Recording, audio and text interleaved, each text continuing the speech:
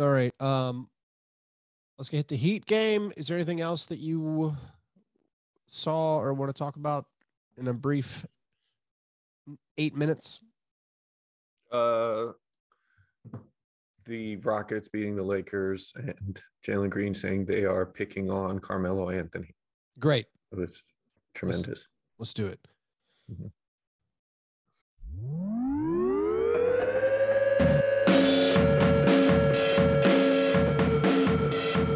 All right, and welcome to Fast Break Breakfast NBA Podcast. My name is Keith.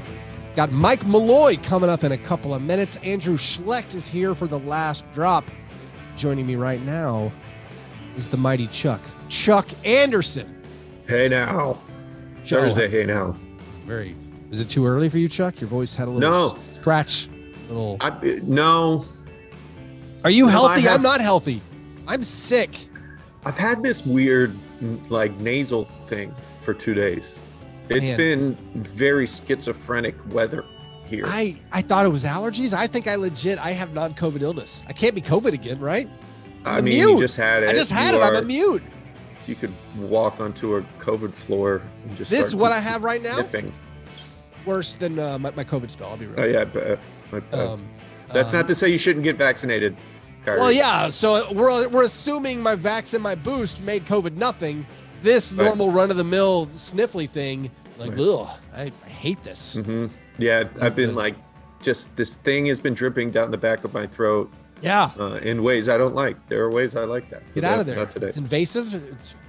I didn't consent. It's a violation. No consent. Uh-huh. Chuck, your Miami Heat, they had really flexed their strength last week playing some of the best teams in the Eastern Conference. Mm-hmm. They got a visit from Phoenix Suns.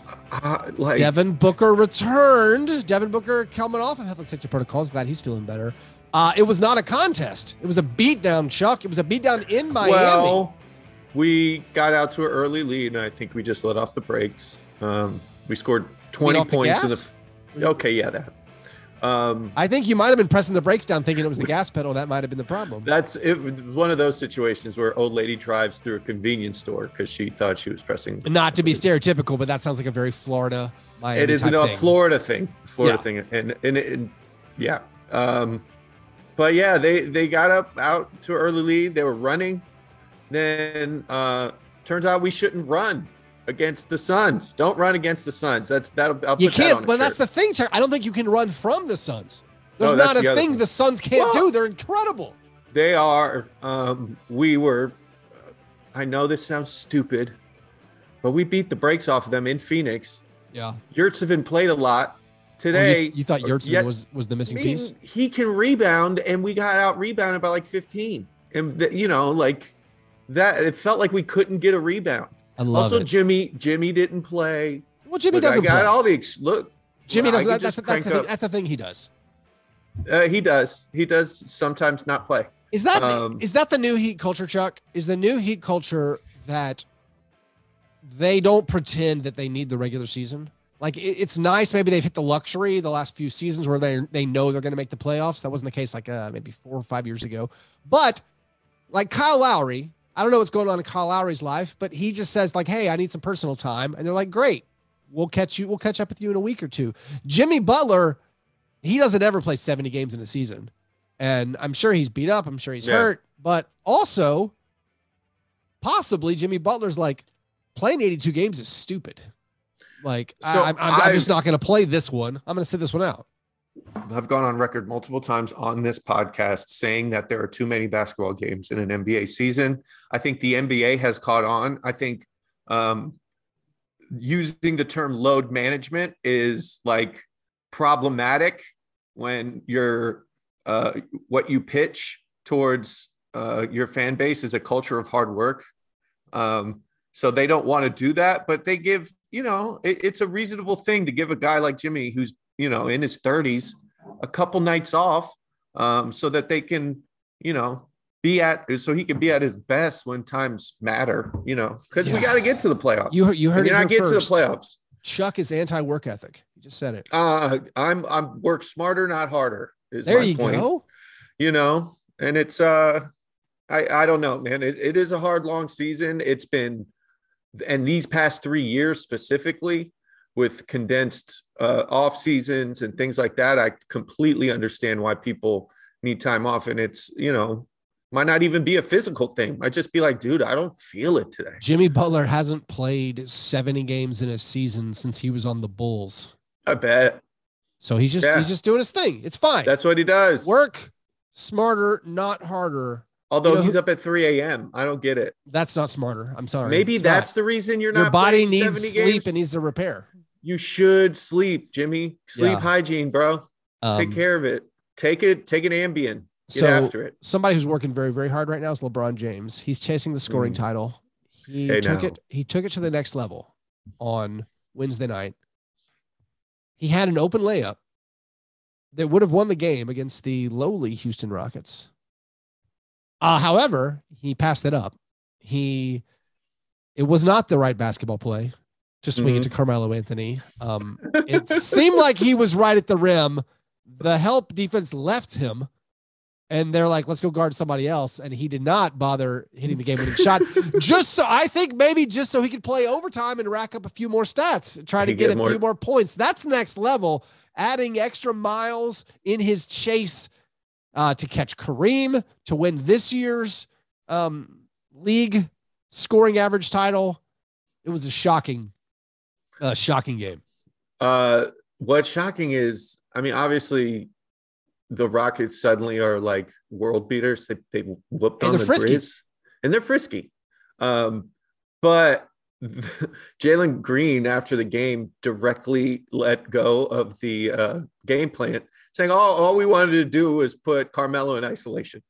And, you know, when you've got somebody in their 18th season playing, guess what? That's exactly what's going to happen. And it might be maybe one of the reasons why you should have kept a younger, you know, Alex Caruso. Maybe a Caruso? Yeah. Jalen Green's been killing it recently, actually. And even like efficiency wise, see his last 6 games, he's 53% from the field, averaging 23.5 points per game. And most of those are losses, except for beating the Lakers and beating my Grizzlies. Right.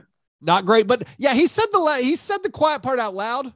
Are you supposed to do that as a rookie? He said, like, oh yeah, man, our plan was to go at Carmelo every time. Like, that's a Hall of Famer. This is a rookie.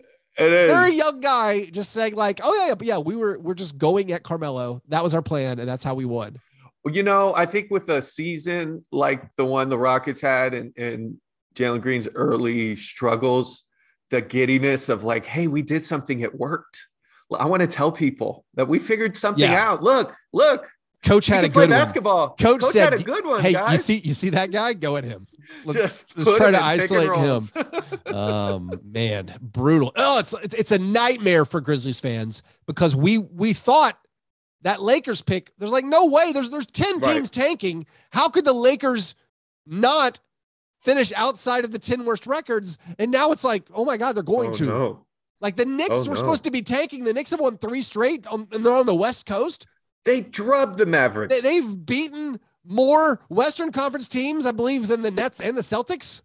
How's that possible? So, like, yeah, it's dark days. Luckily, the Pelicans finally caught 3 straight losses. The wheels have come off their little resurgence. There's still a chance it's going to convey back to the Grizzlies, but I'm much more nervous than I was. It seems honestly unlikely now that the Grizzlies even get this pick. It's a mess. But if you're a Grizzlies fan, by the way, in Nashville, we have a little announcement. We are hosting a watch party in Nashville. I mean, all Fast Break Breakfast listeners definitely come out, even if you're not a Grizzlies fan. It's Grizzlies Warriors on Monday, March 28th at 7 p.m. at Noble's Beer Hall. We'll be there. We'll be giving away prizes, bunch of Grizzlies prizes. Plus, there are drink specials. So don't miss our next Nashville Grizzlies watch party, Monday, March 28th at 7 p.m. Well, Chuck, I'll let you get out of here. I'm bringing on Mike Mulloy. We're going to talk Celtics and possibly more LeBron. But anyway, Chuck, Appreciate you stopping in. We're not doing any more hero watches because listen, he's gotten more efficient. He's like gotten better. He did last night. He pooped everywhere. Well, but Mikal still, Bridges like he was him in a chokehold. I feel like he was just a chucker earlier in the year. He had some big games, but now he just seems like he's just so focused. I hate it. Locked in, 3-level score, baby. 20.7 points per game. There's literally no way he does not average over 18 points for this season. Nope. Oh, Chuck, before you go, you're supposed to give us an Oladipo update. So I know last week on the show, I could have apologized. We don't do apologies really on the Thursday show, but I could have apologized for that this week.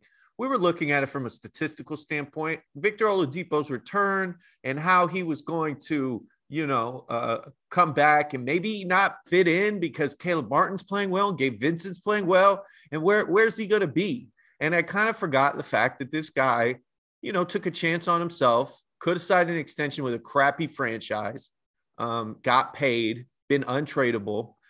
Instead, he says, I want to win. He comes to Miami, gets hurt again, has to sign a minimum, left, $100 million on the table maybe for victory, and then had to struggle with an injury to come back. And I didn't realize that until watching him play the Rockets in Miami last week when the crowd swelled up for him. Yeah. To see the bench go nuts when he hit his first three and took his first 2 charges. Hey, now culture. Yeah. He has as many charges drawn as the Grizzlies leader.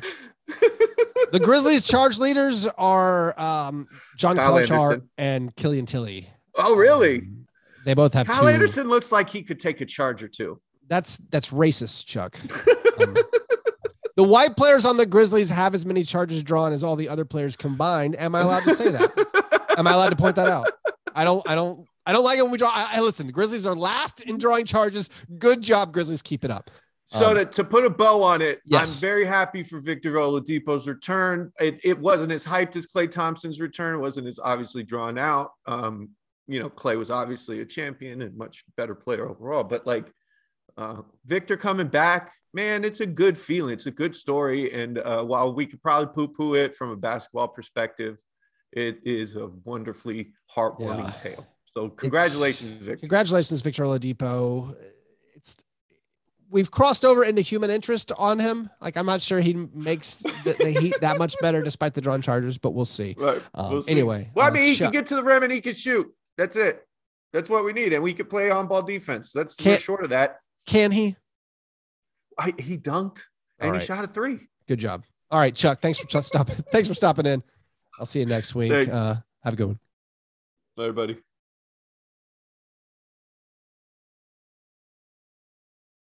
Perfect. You're a Celtics fan, right? I sure am. I assume that, and then I'm like, but do I know that? It's just a person who I see on my timeline. I don't actually know. Big Celtics okay. fan. Cool. All right. I am going to ask you about your breakfast. That's the only thing you need to have. Something. I have not had it. I had a protein shake. So that's a breakfast. I guess that counts. Yeah. Normally I walk over to the corner store and get a little breakfast sando. Hey, save it, man. Let's put this on the. But yeah, and today I just guzzled down a protein shake to make sure that I didn't faint. Perfect. Well, I'll make you repeat that on air. Here we go. I'm joined right now by Mike Mulloy. Your people want me to say you're a Boston-born, Los Angeles-based comedian recording a show in Austin. Is that accurate? Did I get it all right? Actually, so as far as I actually just found out yesterday the album is being delayed. Oh dear. Well, we can get you back next time. They haven't finished the construction on the venue, so it is. I just found this out yesterday. They haven't given me a new date yet, but yeah, do check out. Once I do start recording that, I'll let people know. Well, perfect. We'll keep people posted. Yeah, you're a first-time guest on Fast Break Breakfast. Happy to have you on. Yeah. If you don't know, we start the show by actually talking about breakfast. Have you had anything? It's early for you. You're West Coast. Yeah, I had a protein shake. Normally, I walk to the corner store and get a little breakfast sando for myself, but I'm back to back with meetings today, so I figured I'd just throw some protein down the old throat and get on with it. Are you on is this a bodybuilding routine? You're trying to bulk up? You bulking up for the I'm just terrible about eating, and if I don't just like literally have a protein shake and get it over with, it'll be like 2:00 and I'll be like, you didn't have lunch yet and you didn't have breakfast. So I kind of just gotta be on a schedule with myself, or I don't do things basic, stay alive sort of things that eating's good. I mean, it's necessary. No, I guess I always poke fun at the protein shake. I mean, I've had protein shakes in my life, but like, I don't need it. I mean, like, I guess the actual calories, yes. The protein itself, I don't know. Yeah, well, the calories I definitely need, especially because I had like 3 years ago, I tore my abdomen, and after the surgery, it was like really hard for me to put weight back on. So I just had to like mix in 1 or 2 of those a day just to get to the point where I was like, didn't look like a ghost anymore. Tore your abdomen. That's like it's like a solid James Harden-esque injury. Yeah, it was from like coughing or something. It wasn't anything fun or interesting. It's horrifying. Yeah, my body is betraying me in my 30s. It's awesome. Man, wait to the 40s. That's all I'm saying. Vince Carter made it look better than it is. I tell you.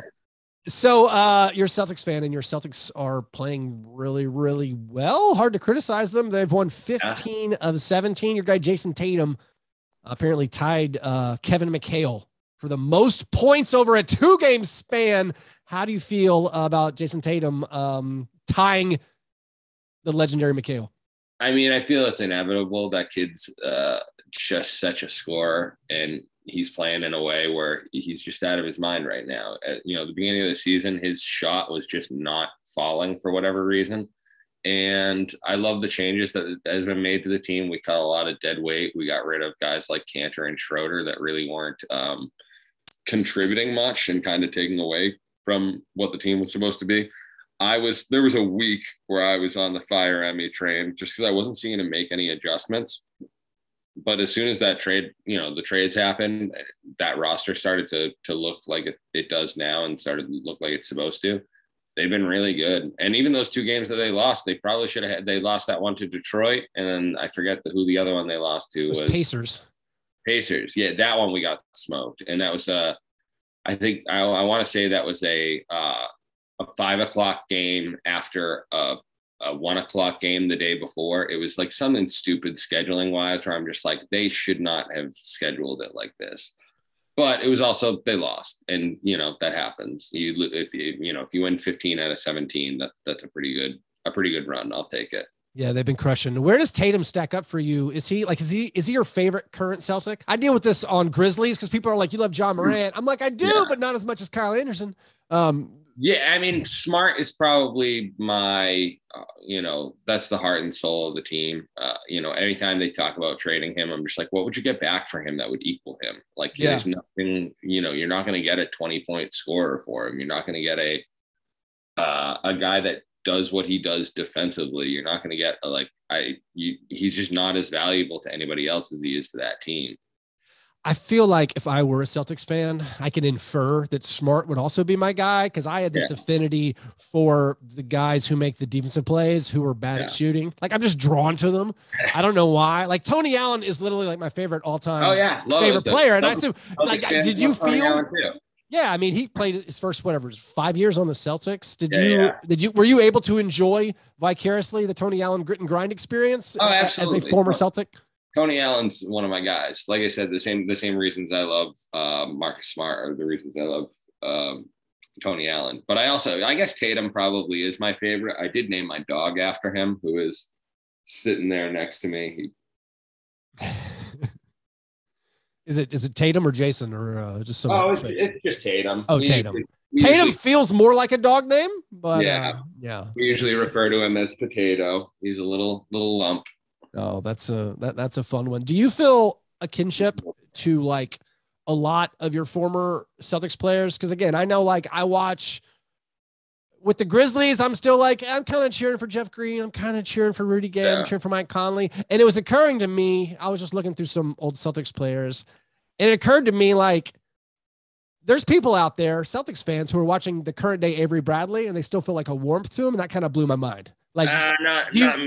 So not Avery Bradley. You don't miss Avery Bradley. And if you want to Google why, I'm not a big fan of Avery Bradley. It was some things that he did on his that were a part of the reason they sent him out. Apparently not a great dude. I don't even know that. I just consider him from the basketball on court. Like, this guy is not good.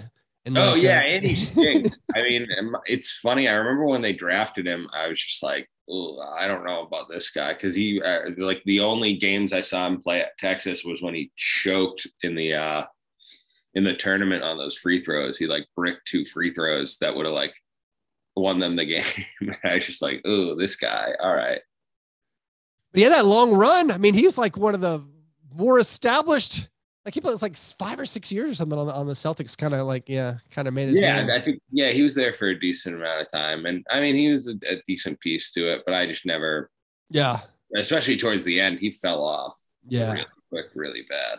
So the Celtics look to be one of the better teams in the Eastern Conference. Obviously, they're trailing the Heat and the Sixers and the Bucks, and then also I guess weirdly out there, are they ahead of the Bulls now or no? Or maybe you're tied with the Bulls. Listen, I'm not worried about the Bulls. The Bulls haven't beaten a team. They haven't beaten either of the top 3 seeds in each conference this year. Like I guess I could pull up the standings, but I'm not even bothered by them. Which one of those teams are you the most like concerned about? Or would you just feel like, listen, we're probably not beating those guys? The Bucks and the Sixers. Like, I'm in the same headspace with the Bulls as I think most is. I'm a Zach LaVine and DeMar DeRozan like absolute doubter. I don't think either of them are going to show up in the playoffs. They historically have not. You know, LaVine had one good playoff game. I think he's had one good playoff game in the 6 years that he's been in the NBA. Yeah. I'm just not really worried about that. So the Bulls are a half game ahead of the Celtics currently. I mean, on the Bulls side, we know they're getting Lonzo Ball, Alex Caruso back, and so they'll be much tougher. But I still, I think I still have them, I guess, a rung down from those other East teams. On Thursday night, there's this highly anticipated Nets Sixers post-trade showdown. Ben Simmons is going to attend the game. What would you say? What are your rules on decorum for fans in Philadelphia? Like, should you even go the other way? Just give them polite applause the whole time? Like, you know what you did? Yeah, I mean, they could, but it's like also, you know, keep it within reason. You know, if you want to make fun of somebody, make fun of what they do on the court. Just don't go after like people's families or like personal shit or like. We don't have to do that because of the Russell Westbrook. Yeah, it's saying like, hey, has to be said. Hey, Westbrook is hurtful. It's like, oh my god, that's ridiculous. And I can't believe that in the 35 years or 30 years that he's been on the planet, maybe he's never heard that. Like even as like an elite high school player, I'm sure he missed a shot and was called that at some point. That couldn't have been a new thing. And to like even put focus on that when people are like DMing your wife that they're going to kill your family. Like, I think that kind of it's silly to do that when there's a much bigger thing, which is stop threatening to kill my family. Right. Which is a much more reasonable request than don't call me names when I play like shit. Yeah. I mean, the calling names is long and established history, at least. I mean, if you could be clever about it. That's banter, you know? What's a person supposed to do? Do you have any interest in in like the New York Knicks suddenly gaining steam? No, on the West Coast. They'll be back. They'll be back nicking just like they do. Yeah. I mean, what are they? They're in 12th place. Oh, they're terrible. I'm like highly attuned to them because I want them to have a worse record than the Lakers. Yeah. And they do, but they're only like a half game behind the Lakers now that they started winning. And the Lakers have no interest apparently in winning basketball games anymore. Yeah, the Lakers meltdown has really like it's been something I've just like wrapped around me like a warm blanket. Even when like the Celtics were not playing great, at least the Lakers were playing worse. And now that the Celtics are playing great and the Lakers are like in absolute tailspin mode, it's really funny. So as someone in Los Angeles, give me give your opinion on this thing that was told to me by other Lakers fans or people just living in Los Angeles. They say when the Lakers are in a tailspin, the quality of life for every human in Los Angeles is worse. They're saying people are more aggressive. Is this made up? Is this a farcical thing that a Lakers fan made up? Because you're just living there loving it. You've got the people Schadenfreude and rolling, and people in Los Angeles's lives aren't affected by sports the way that they are in other cities. No, I've not seen anybody. I've seen a lot less Laker gear out and about, which is not a whole lot is worn to begin with. People in Los Angeles just don't. It's not like that for them with sports. So it's not the same East Coast. Everyone packed on the public transit wearing their Sixers gear, their Celtics gear. Yeah, like it's just nobody. People, it just does. It's not as big a part of their lives as it is anywhere else. Did you see that Domantas Sabonis, he got suspended? Pushing a ref. For pushing a ref. Do you think it was the 1 month on the Kings where it broke him? Just it took 1 month and he's lashing out physically. I don't want to exaggerate. I mean, he bumped the guys. Kings fans were like, why did he get suspended? It's like, well, he's like 6'10", and he ran up to a referee and bumped the referee. It's kind of frightening. Like, you know. Yeah, you can't do that. And but like, I didn't think that was a good trade to begin with. I thought Halliburton was a nice little piece, and to trade him for a guy that Sabonis, did he just resign, or they're gonna have to? No, they have. He's under contract, I think, for 2 more seasons. So he's like got a decent. It's like he's not totally overpaid or anything. So they have him for the next 2 years under contract. If he's the 4th best guy on your team, you can probably be a decent team. Yeah, right. He's not going to be the top. I don't think he's going to be the best, one of the top 2 players on like a conference finalist. No. I mean, I guess the argument is possibly Halliburton won't be either, but I don't know. But I can see him being the 3rd best player on a team. So if even there, you went up a rung, you got a player that's a little closer to that. Yeah. It's also funny that they're still behind the Trailblazers. Who are like purposely trying to tank. They're playing some of the worst lineups you'll ever see in a basketball game, and the Kings are still. It's killing me because there's like some people who I follow on Twitter who are like the most optimistic Kings fans, and I'm like, I guess that sells. They're like, oh, what a great trade! Like we can build for this. Like this is the kind of guy you can, so like they're all pumped up on the Kings thing. And then now they're like, well, I guess the best thing to do this year is to tank. And it's like, wow, it took that was a month ago. You should have decided that. And 2 years ago, you should have done it with Halliburton. You should have been bad with him for another, because he's on this is his 2nd year, right? It's his 2nd year. Yeah. So you got 2.5 more years of like under a nice number. You got guys that probably want to play with him. I don't think there's a ton of guys that are like clamoring to play with Sabonis, or they would have. Nobody was signing with Indiana. Also, I don't know if you follow world soccer. Apparently, Vivek Ranadive is supposed to maybe put a bid in to buy Chelsea. Oh yeah, I'm sure Chelsea's oligarch owner decided he had to sell his team for, various world reasons. And then apparently Vivek maybe gonna buy one of the world's largest football clubs to go with the Sacramento Kings holding. Yeah, what is Vivek gonna propose, that they don't use a goalie and have just fucking striker? I'd be so excited. He's gonna come up with this great idea that, like, guys, let's just leave 2 guys down in our end and we'll just pass it to them. They're like, hey, buddy, that's offsides. That's not legal. You can't do that. It's like, oh man, I would have bought the team. Yeah. Well, the man also thinks his daughter's a fucking pop star, so I don't think the man is much of a thinker. She was in the Celebrity Game or something. That was the first I heard of her. Which I belong in the game more than she does. Like celebrity is getting used very fucking loosely these days, and 90% of those people I couldn't name 90% of those people. Like Machine Gun Kelly, I couldn't name a song, but I at least am aware of who he is. The rest of those guys, I just like, who the hell are these people? Is it I've said this before on the show. I feel like it was a pay to play situation. Oh, 100%. I feel like it's like, hey, who has 50 grand? 50 grand gets you in the celebrity game this year. I'm sure if we looked at who's represented by who, it would be all CAA clients, all people that they're, make and sell fucking pictures of digital pictures of monkeys. They're also the ones bankrolling all that apparently. So yeah, they don't rep me, so I can tell them to fuck off. What's the most, like, can we do a GoFundMe? Like what's the most you'd pitch in to, I mean, you could tax write off if it's I guess shit. That's probably why I never will get in.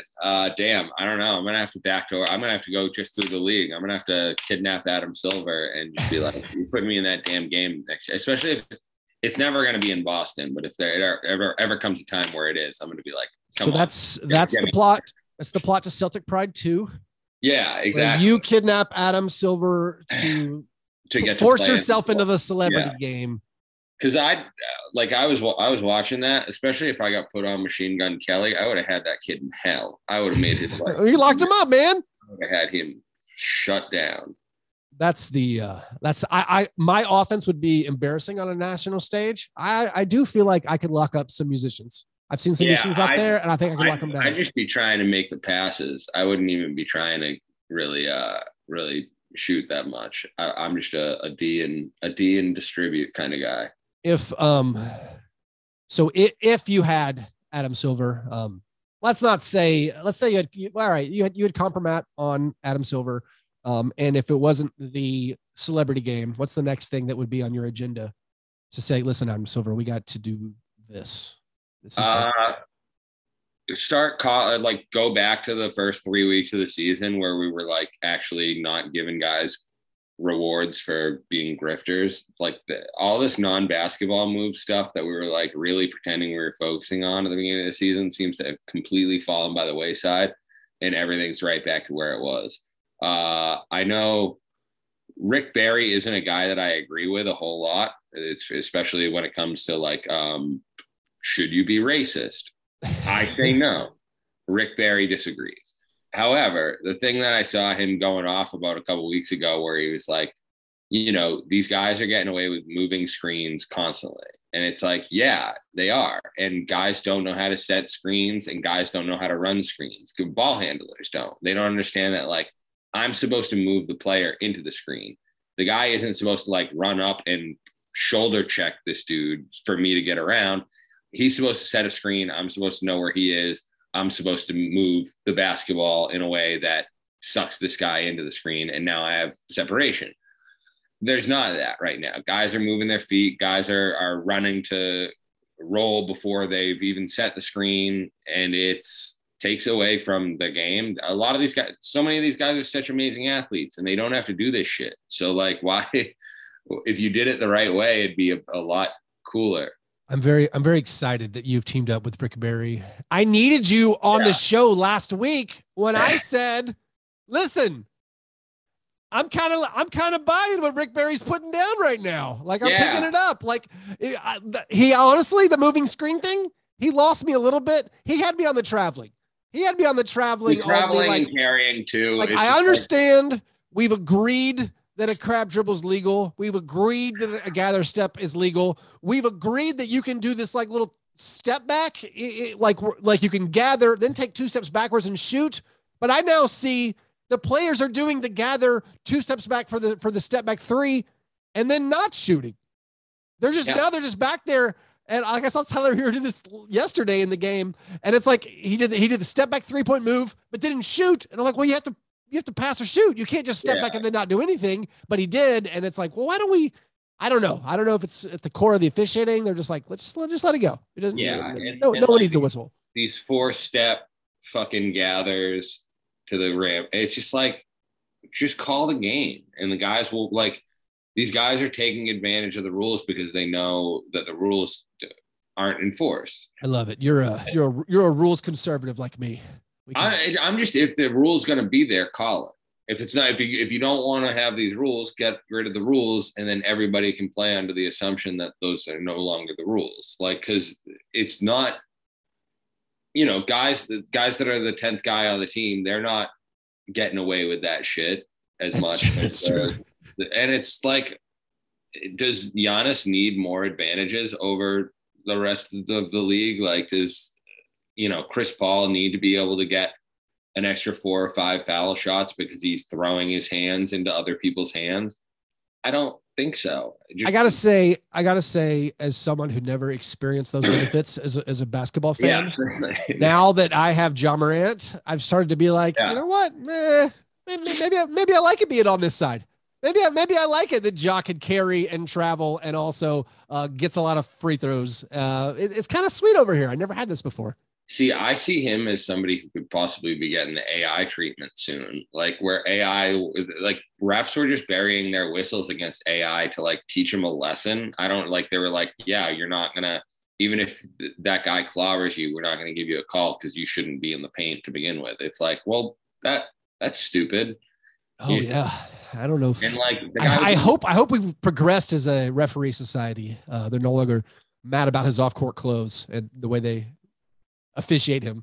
I mean, has the officiating crew changed much in the last 20 years aside from like Joey Crawford no longer being there? Like, it's all the same old dipshits. It's the same. A lot of them. I mean, there are a lot of the similar ones. I guess that there is they've been pretty aggressive in new blood, which I wonder if that's a reason why it's been more squirrely recently.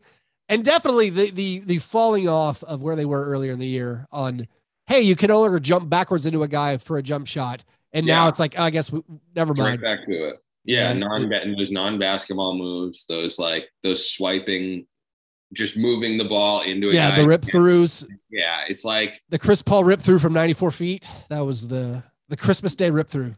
I remember that. Like some people remember the Christmas Day massacre. Anyway, Mike, thanks for your time, man. Absolutely. Pleasure having you on. Next time you want to come on and go and plug anything you want, and we'll. If you're in Los Angeles, come to Faded LA every Friday. We have an awesome show. Check it out, fadedcomedy.com. Faded Happy Hour every Wednesday. It's a cocktail making live stream that I do. We have guests on. I make them cocktails, and we have just a little sit down and a chat.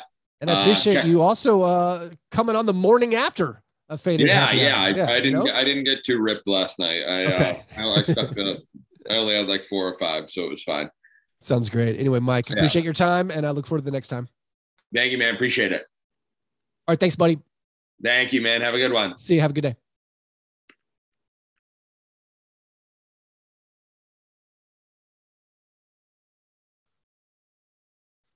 It's no time for small talk. You ready? Let's do it. Is my mic connected? I think it is. Yes, it is. It sounds like it is. Okay, cool. All right, let's do it. It's now time for the last drop. I'm joined by Andrew Schlecht, podcaster extraordinaire, Thunder podcaster extraordinaire. Andrew, how's it going? It's going great. How are you? I'm doing pretty good. I have a question about your Thunder. Okay.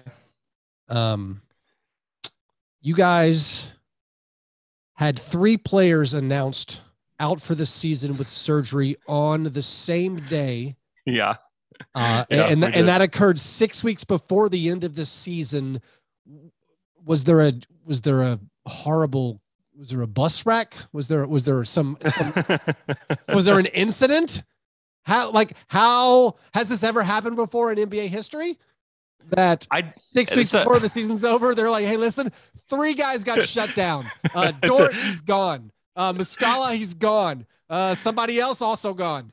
Ty Jerome, gone. Ty Jerome, gone. So here's the explanation.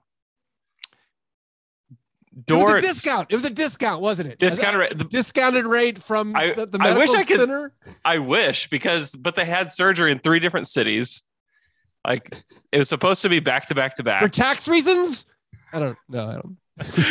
Supposedly they were waiting on all the docs that were going to do the surgery were at the NFL Combine. And so I guess that was the day they got back. I don't know. That is the explanation that I've been given.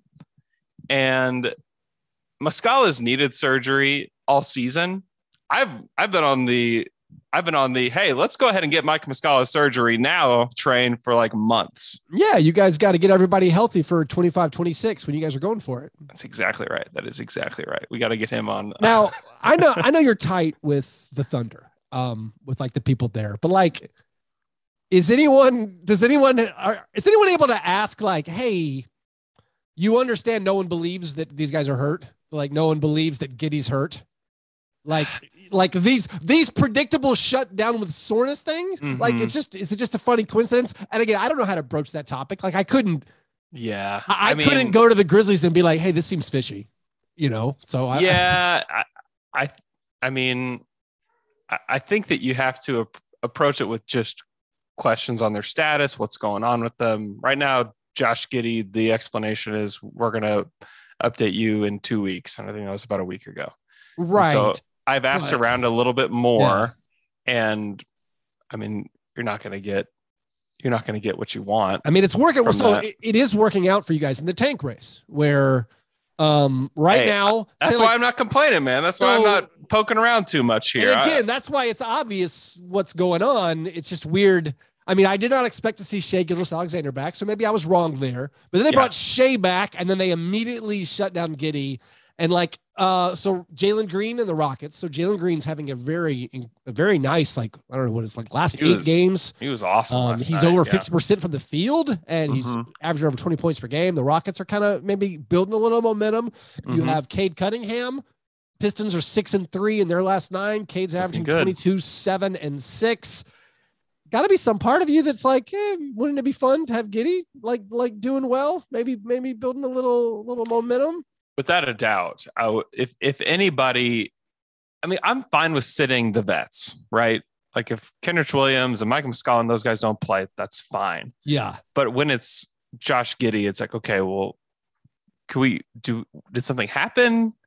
Why is his hip sore? Is it like, what's the deal here? That one is frustrating because you want, like, the future of this team ideally is Shai, Giddey, plus another guy in this upcoming draft.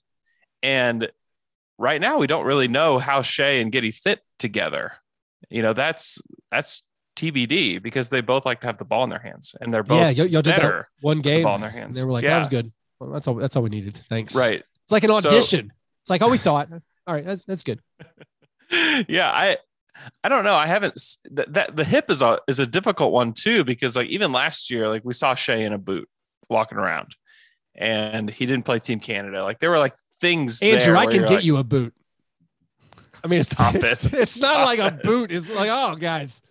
You think that Shai is gonna? I mean, I know Shai. He's not gonna wear a boot around as a show I'm to a the podcaster, fans. and I have a boot for my plantar fasciitis, like when I need to sleep. So I mean, I can get a boot. It's not that hard. But also, if it was like, hey, do you want to play basketball today? I'd be like, yeah, sure. Shai probably shouldn't even play last night with the load that they put on him on a back-to-back. They played him. I was a little surprised, honestly, that they played him last night. He didn't play well. Also, it stung because I think I and several other people picked up Isaiah Roby for fantasy basketball. And then they were just like 15 minutes before the game. They're like, yeah, you went on the injury report. You're sore. Yeah, late scratch. Yeah, we won a game. Roby. Like 23-8. Yeah, you're out. Sorry, buddy. You need arrested. All right, I'll get you out of here. With do you know what Josh Hart now has in common with Lou Dort, Isaiah Roby, and Jeremiah Robinson Earl? I don't know. What? As of the last 12 hours, Josh Hart now has something in common with Lou Dort, Isaiah Roby, and Jeremiah Robinson Earl. It is that all 4 of those players have a single game plus minus in the negative 50s. Oh my God. The Blazers. Josh Hart posted a minus 51 on. Hey, listen, you're on here grilling me about Thunder tanking. You need to get a Blazers guy on here. The Blazers starters scored 28 points. I did the Daily Ding last night. Combined to score 28 points. My Blazers segment for the Daily Ding last night was me just reading the starters. Like that was it. The whole roster, the whole rotation. People are like, hey, we could NBA could have expansion. It's like, I don't know, brother. Like currently, two of the teams don't have any players. Like the Thunder and the Trailblazers, the people taking the minutes, those aren't NBA players. We're doing something totally different. Yeah, my favorite thing in the NBA right now is the Trailblazers desperately trying to tank and succeeding at tanking and still being in the play-in race. Like I was going to say they were too late. They won too much. They won too much. They did. Nothing they can do. Which I'm thankful for. I thank God every morning. It's all right, but the lottery karma gods will fix it, and we'll see. The teams that try. You think they faked surgery? You think they faked the surgery? You think they're just? No, I don't. Okay. But like the same day is weird, man. The same day is like house cleaning. Trust me. It's like, I have a Trust me, those are questions that I was asking. Like, why did we release it as one big press release? Like, couldn't it have been like, three separates? Is it like how media companies release stupid articles just for the engagement? Did they release it all as once just for the engagement? Like, what are you guys doing? I don't know this, but I don't think they want that kind of engagement. You know what I mean? Right. Well, whoops. Here I am. Anyway, Andrew, thanks as always for dropping in, and look forward to talking with you again sometime. All right. Thanks, Keith.